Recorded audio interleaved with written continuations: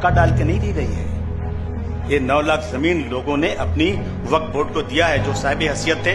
जमीन दरगाह, मस्जिद, यतीम खाना, मुसाफिर खाने के नाम पर दी गई हैं। इस बिल में ये खतरा सबसे बड़ा है कि वक्फ बोर्ड को रबर स्टैंप बनाना चाहती है सरकार। 36 कलेक्टर का पावर जिस बोर्ड का है उसको एक कलेक्टर को दे दिया गया।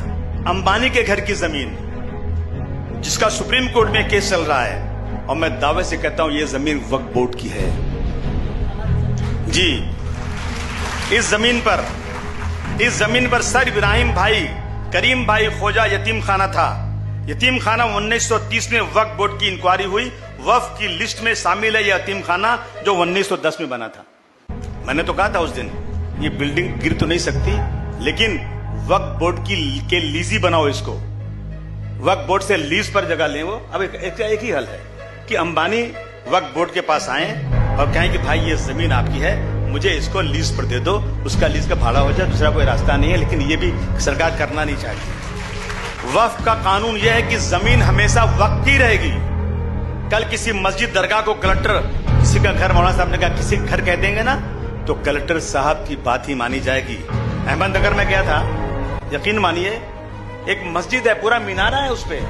मैंने पार्लियामेंट में उठाया था, आज तक चिल्ला रहा हूं, अभी तक कुछ हुआ नहीं है। पूरा मीनारा है, उस मस्जिद में पुलिस स्टेशन चल रहा है, बगल में मस्जिद में कलेक्टर ऑफिस चल रहा है, सरकारी दफ्तर चल रहे हैं। जब कलेक्टर को यह फैसला करना होगा तो ये इसको वक्फ बोर्ड को मानेगा नहीं, ये कहेगा कि ये जगह किसी और की है।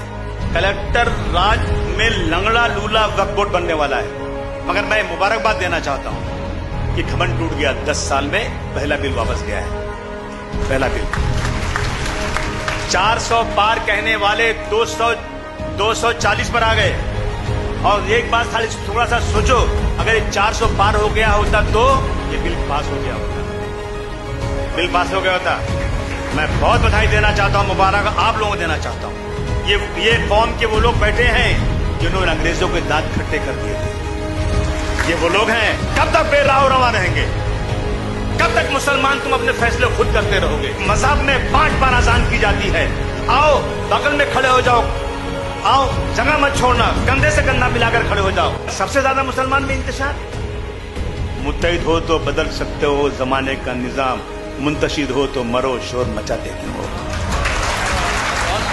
मौलाना अरशद बदरी साहब को मैसेज दीजिए, जमात इस्लामी, जमीयतुल उलमा, जितनी देश की जमातें जमा कीजिए, उनको किसी सियासी लीडर को मत लीजिएगा, ये अपने मकसद को पूरा करेंगे। सिर्फ उनको लीजिए जो रियल में मुल्क और कौम के लिए जीना और मरना चाहते हैं। उलमाओं ने जब आजादी की लड़ाई लड़ी थी तो क्या अपने फायदे के लिए लड़ी थी? जब दिल्ली से लेकर अमृतसर के दोनों सड़कों पर जितने दरख्त थे इनको शहीद करके इनकी लाशों को लटका दिया गया था, तो क्या अपने फायदे के लिए किया था? आगे आइए, कौम को बचाइए और इंशाअल्लाह ये जमीन अल्लाह